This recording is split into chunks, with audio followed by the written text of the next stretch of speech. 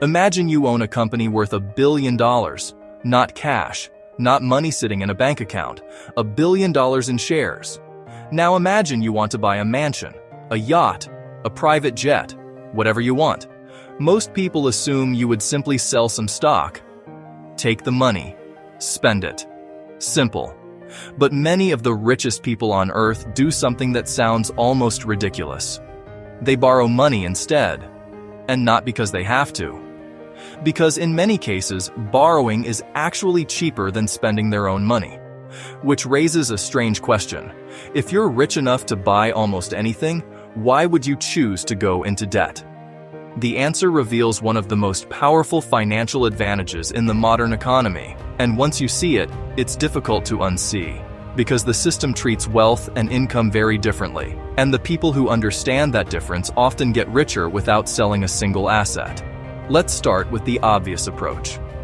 Suppose you own shares in a company worth $1 billion. You want $100 million to fund your lifestyle. You could sell stock.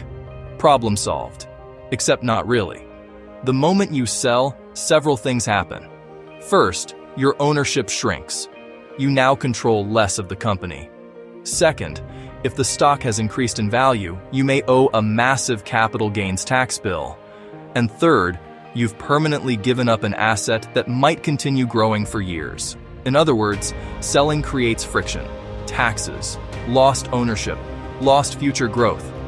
The rich noticed this a long time ago, so they looked for another option. And they found one. Debt. Now, debt sounds like something people use when they don't have money. But debt itself isn't the problem. The cost of debt is the problem. And when you're extremely wealthy, that cost can become surprisingly small. Here's how it works. Imagine a bank sees that you own $1 billion worth of stock. To the bank, you're not risky. You're one of the safest customers on earth. So instead of selling shares, you borrow against them. The shares become collateral.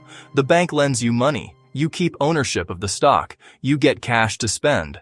And if the stock continues rising, your wealth keeps growing. It's a little like owning a house worth $10 million and taking out a loan against it. You haven't sold the house, but you've unlocked cash from its value. Now scale that idea to billions. This is where things become interesting. Because the wealthy often don't live primarily on income. Many live on assets, and assets behave differently. A salaried worker gets paid, taxes are taken, the remaining money gets spent. The cycle repeats, but someone with a large portfolio can often access cash without creating a taxable sale, at least not immediately. And that's a huge distinction. Income is usually taxed when it arrives. Borrowed money generally isn't considered income. It's debt. You have to pay it back, at least in theory. And that's where the strategy starts looking almost absurd. Imagine your stock portfolio grows by 15% in a year. $1 billion becomes $1,150 million. Your wealth increased by $150 million.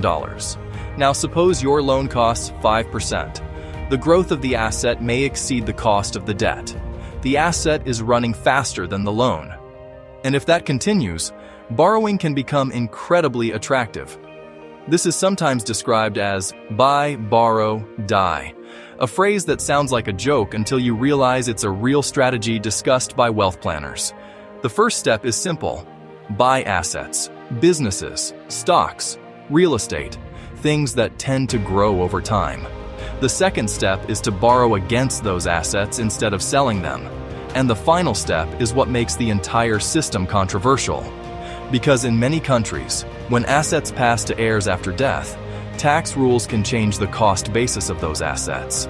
The details vary by country and law, but the result can significantly reduce taxes that might otherwise have been triggered by selling during life.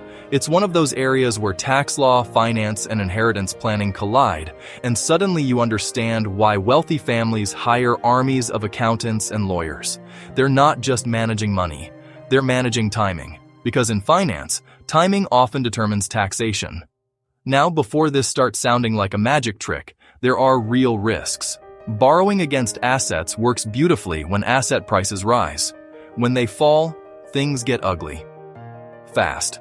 If a stock collapses, the collateral backing the loan becomes weaker. the bank may demand additional collateral or repayment. This is called a margin call, and it has destroyed fortunes before. History is full of wealthy investors who looked unstoppable until their assets dropped faster than their debt. The strategy works best when asset values remain strong, which means it isn't risk-free. It's simply a different kind of risk. Yet despite those dangers, the incentive remains powerful, because the financial system often rewards ownership more than income. Think about the irony. The person earning a salary may have taxes deducted before the money even reaches their account. Meanwhile, someone whose wealth is tied up in appreciating assets may access liquidity through loans while postponing asset sales. Same economy, different rules. And that's where the deeper story emerges. This isn't really about yachts, mansions, or billionaire lifestyles. It's about understanding what wealth actually is. Most people think wealth is money, but money is often just the tool. The real game is ownership. Ownership of businesses. Ownership of assets. Ownership of things that continue producing value while you sleep. Once you own enough of those assets, selling becomes less attractive. Because every sale reduces ownership.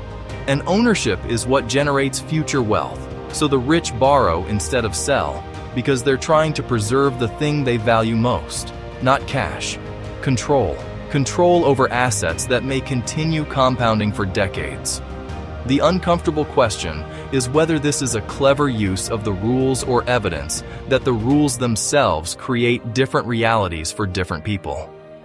Because if borrowing can be cheaper than spending your own money, and ownership is rewarded more than income, then perhaps the biggest divide in finance isn't between rich and poor. Maybe it's between those who work for money and those whose assets do the work for them. And if that's true, what does that mean for the future of an economy where more wealth is concentrated in assets than ever before?